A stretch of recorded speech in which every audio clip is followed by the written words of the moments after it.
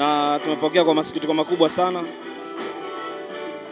lakini kwa namna ambavyo mimi namjua Emmanuel Matias almaarufu kama MC Pilipili, nishafanya naye kazi ya usakaji wa vipaji Tanzania TMT, ilikuwa around kama 2013 hivi yeah.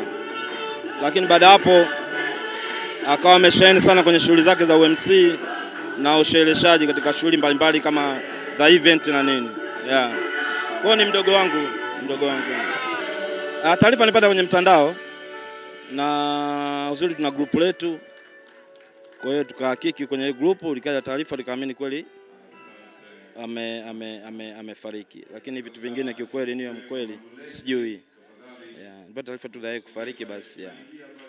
Kumbukumbu gani ambayo huwezi kuisahau kwa MC Pilipili kwenye sanaa hii? Yeah, nimefanya naye kazi na ndio maana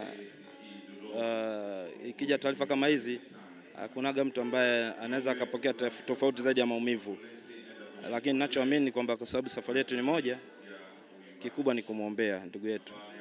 Ninachojua mimi MC Pilipili alikuwa mwanzilishi wa aina ya